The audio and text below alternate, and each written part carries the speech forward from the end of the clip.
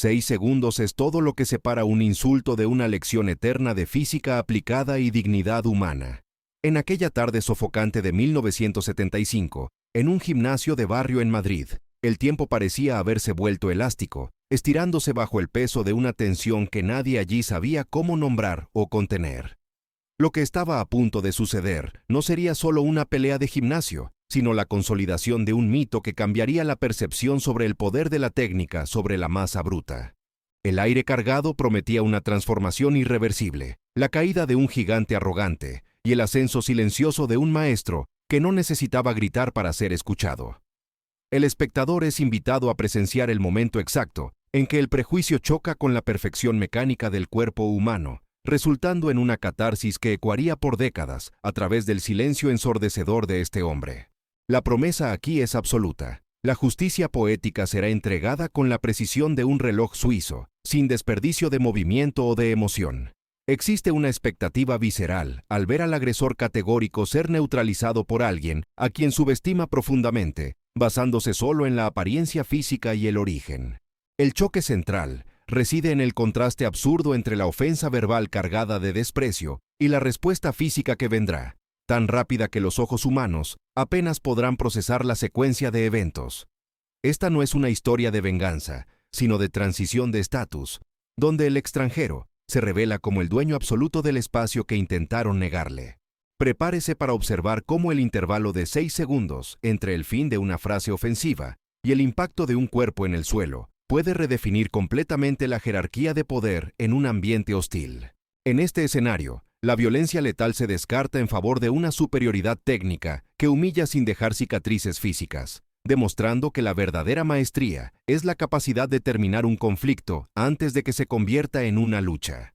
El objetivo es silencioso y profundo: ganar el derecho a existir y enseñar en aquel territorio sagrado de la fuerza bruta, sin traicionar su propia filosofía de combate y compostura.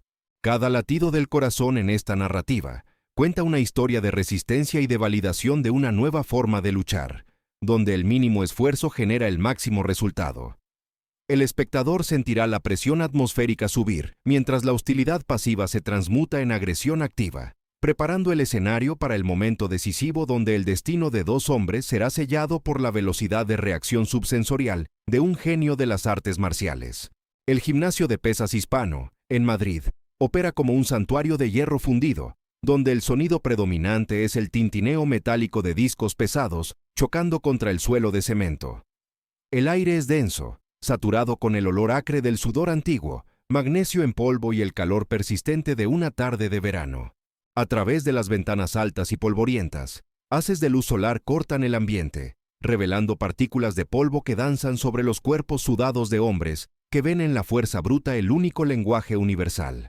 Es un territorio de testosterona y jerarquías rústicas, donde cada levantador de pesas ocupa su espacio con una agresividad territorial silenciosa, moldeada por la estética de una época que valoraba el tamaño por encima de cualquier otra virtud técnica o filosófica.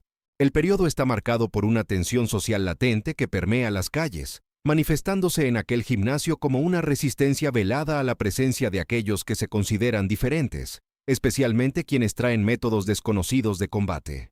Existe un código no escrito entre los habituales. La fuerza se mide en kilos y centímetros de bíceps, y cualquier método que no involucre el aplastamiento físico es visto con desconfianza y burla.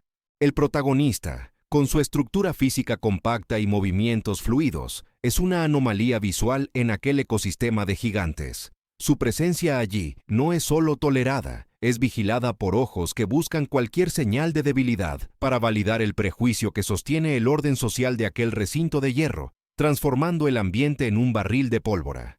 Dentro de este escenario, el protagonista se posiciona en un rincón aislado, utilizando equipos que parecen rudimentarios cerca de las grandes prensas de banca, pero que él maneja con una precisión matemática. Él no pertenece a aquel mundo de rugidos y movimientos lentos. Su práctica es silenciosa, enfocada en la economía de movimiento y en la explosión controlada. Mientras los otros luchadores exhiben su potencia en demostraciones ruidosas de esfuerzo, él cultiva una energía interna que pasa desapercibida para la mayoría.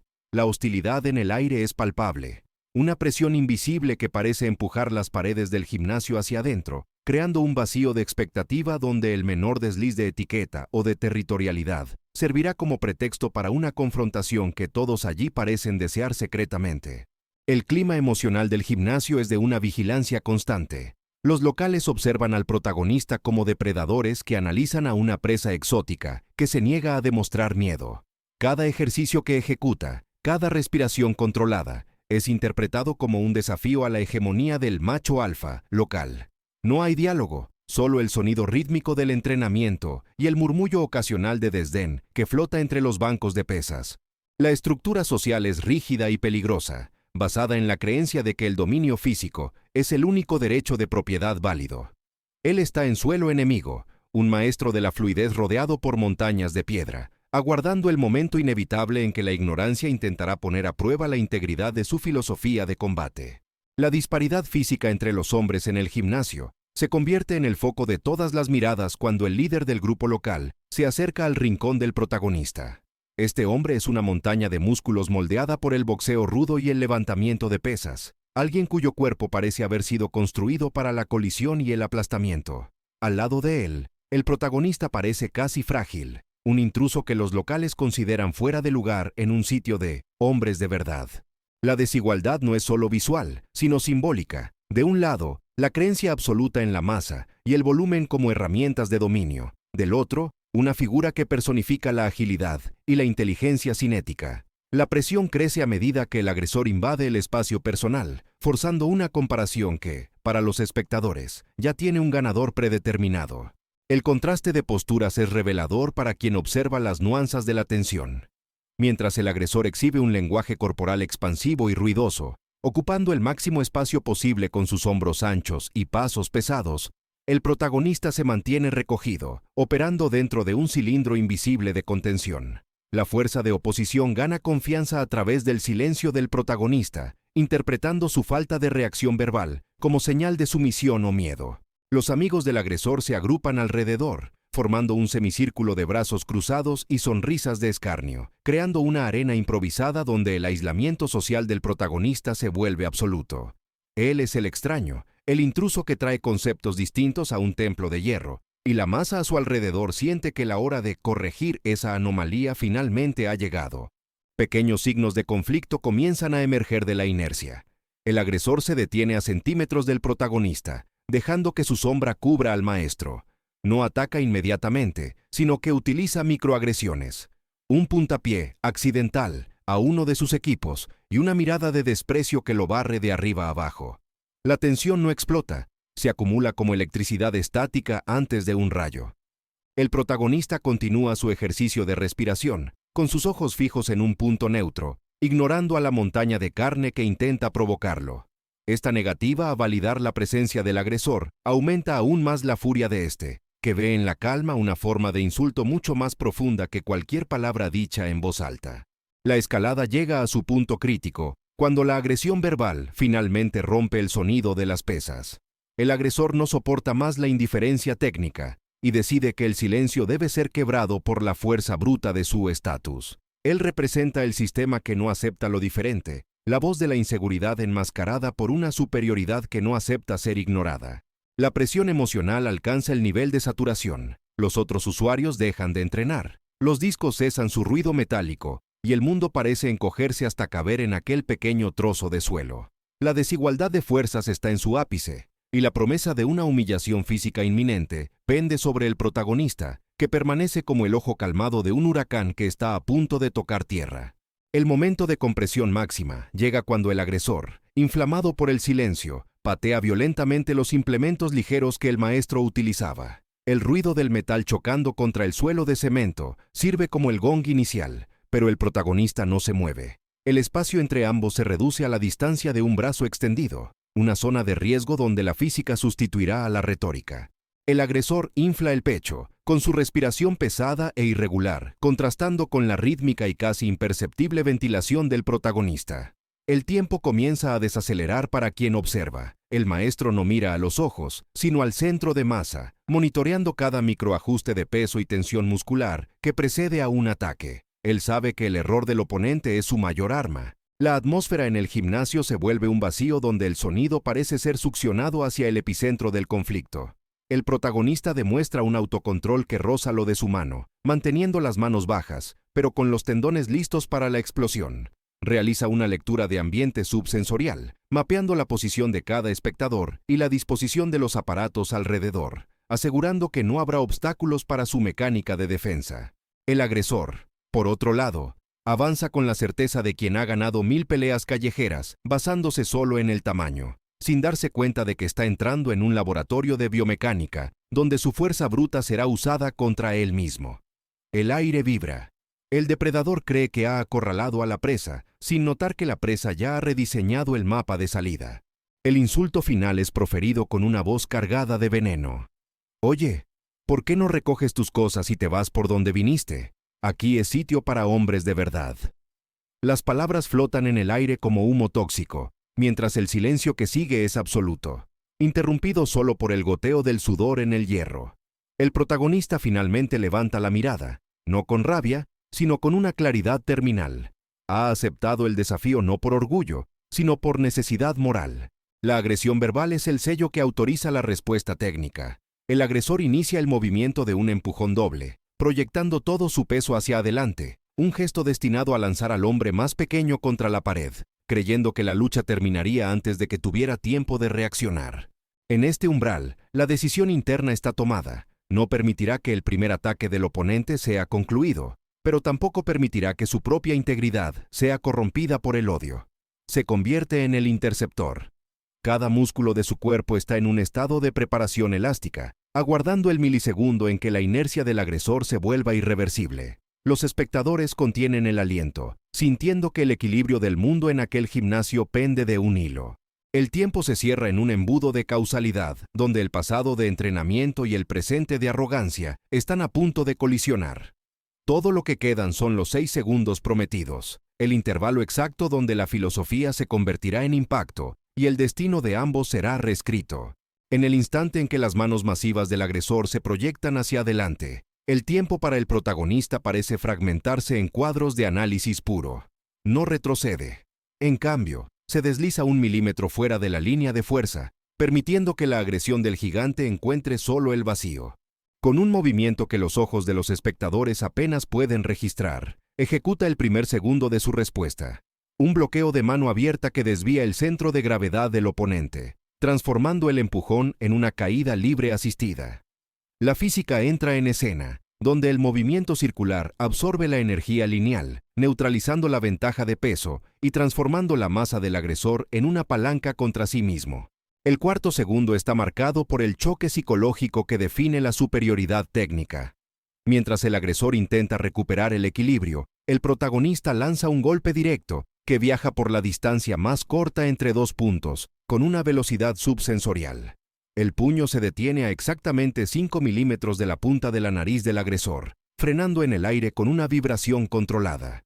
El impacto no es físico, sino mental. El hombre siente el desplazamiento de aire y cierra los ojos, esperando el dolor que no llega, dándose cuenta en una fracción de segundo de que su vida e integridad están enteramente en manos de quien acababa de insultar.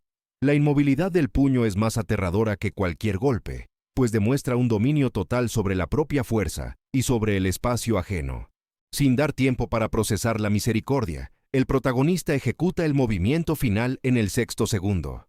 Con un giro de cadera imperceptible y un barrido técnico aplicado en el talón de apoyo, utiliza el peso del propio gigante para completar la lección.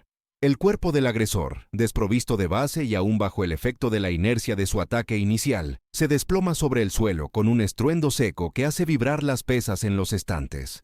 No hubo intercambio de golpes, no hubo una lucha de resistencia. Hubo solo una demostración de causa y efecto donde el maestro permaneció como el eje inmóvil de una rueda que giró y descartó el obstáculo. El agresor está de espaldas en el suelo, jadeante, sin un solo rasguño, pero completamente desarmado de su dignidad. El cronómetro invisible se detiene. 6 segundos exactos transformaron al macho alfa del gimnasio en una figura vulnerable y confundida, tendida a los pies de un hombre que ni siquiera perdió el ritmo de su respiración. El silencio que se instala es de una calidad diferente ahora. Ya no es el silencio de la expectativa, sino el de la incredulidad absoluta. Los otros luchadores, que esperaban ver al protagonista ser aplastado, están estáticos, con los ojos fijos en la escena que desafía toda la lógica de fuerza que cultivaron por años. Él permanece de pie, en una postura de preparación relajada, mirando hacia abajo sin rabia, sin triunfo, solo con la claridad de quien cumplió una tarea mecánica necesaria para restaurar el orden y el respeto. La incredulidad congela los rostros. La montaña de carne que dominaba el ambiente ahora está caída, mirando al techo con una expresión de total desorientación. No fue solo derribado, fue desmontado por la precisión quirúrgica de alguien a quien consideraba insignificante. Sin embargo, el momento de mayor impacto es lo que ocurre a continuación. El protagonista, sin rastro de exaltación, deshace su postura y extiende la mano abierta hacia el oponente caído. Es un gesto de humanidad que corta la tensión y el odio presentes, ofreciendo una salida honrosa de la propia humillación. Esta decisión moral redefine el significado del enfrentamiento. Al elegir no propinar el golpe de gracia, transforma la pelea en una lección magistral de carácter. La mano extendida es una invitación silenciosa a reconocer que la fuerza real no reside en la capacidad de oprimir, sino en la maestría sobre uno mismo. El agresor encarar la mano con una mezcla de miedo y vergüenza. La lección está completa. No se venció a un enemigo, se neutralizó una amenaza, y al mismo tiempo se estableció una nueva jerarquía moral, donde la compasión del ganador es la herramienta más poderosa. La reacción del entorno cambia instantáneamente. El agresor, incapaz de aceptar la mano por orgullo herido, se levanta pesadamente por su cuenta y se retira sin decir una palabra, su aura de dominancia disipada para siempre. Los demás, que antes observaban con desprecio, ahora miran con una curiosidad genuina y un respeto renuente. Semanas después del incidente, la validación del dominio se manifestó de forma silenciosa. Aquellos que antes despreciaban el método, ahora buscaban entenderlo. Se supo que el agresor jamás volvió a mencionar esos 6 segundos, pero su conducta cambió drásticamente. El gigante que antes patrullaba el sitio con hostilidad, ahora evitaba conflictos. La derrota técnica había generado una corrección moral interna que las palabras jamás alcanzarían.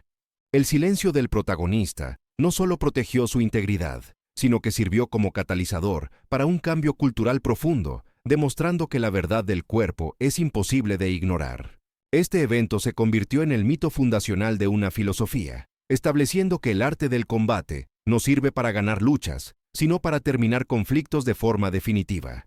El legado dejado trascendió el contexto, convirtiéndose en prueba viva de que la técnica supera a la masa y que la dignidad es la respuesta final al prejuicio. Su presencia dejó de ser vista como una intrusión para ser reconocida como una revolución ética. Demostró que el espacio de un brazo es territorio suficiente para reescribir el destino, transformando agresores en testigos silenciosos de una superioridad que no necesitaba validación externa. La historia cierra con una reflexión que ecoa más allá de las paredes del gimnasio.